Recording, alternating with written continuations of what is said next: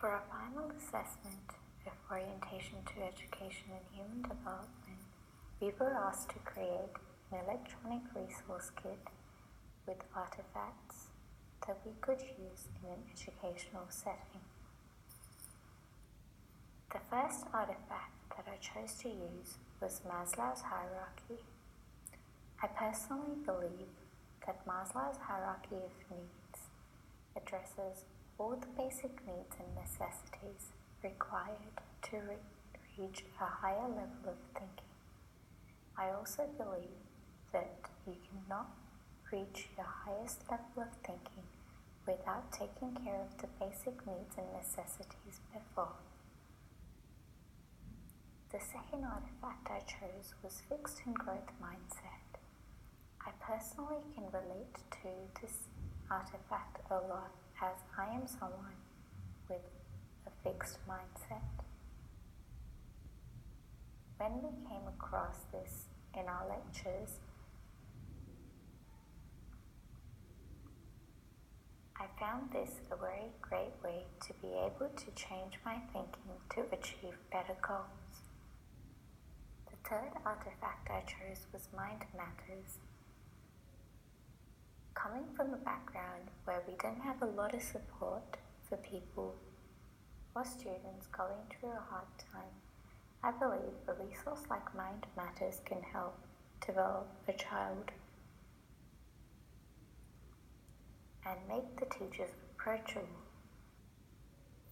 The next artifact I chose is the fishbowl activity. Having used it in classrooms and at university with our teacher, I believe this artifact is a great resource to be used in a classroom, which provides a lot of opportunity for kids to interact with other kids that they aren't comfortable speaking to otherwise. Another resource, like the fishbowl, is the jigsaw. The jigsaw also works in a way which involves movement and getting to move around so you could interact with people you don't usually talk to. It also works as a very inclusive and supportive tool to build learning. The next artifact I chose was an article that we addressed in professional and personal development.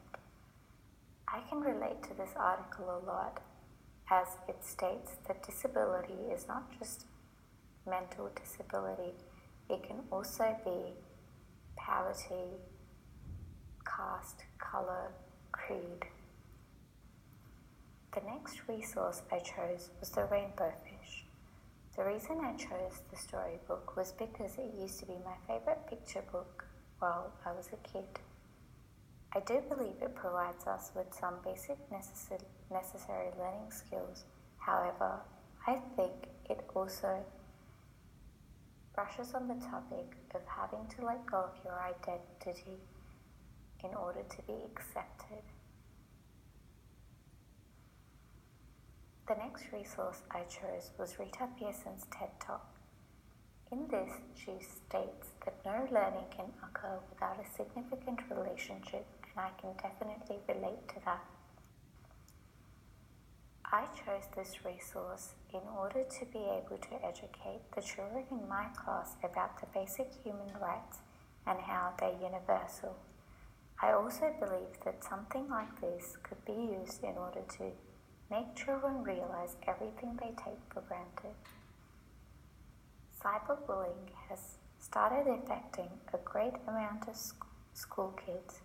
I believe making them aware of the consequences that it has on a person's life and the dangers involved in it would be a great way to educate the children about it.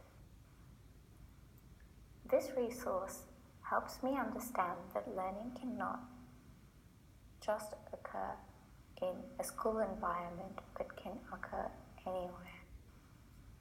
Lastly, I really enjoyed watching this video and thought this could be a part of my resource as kids learn that not everybody requires the same thing and accept it.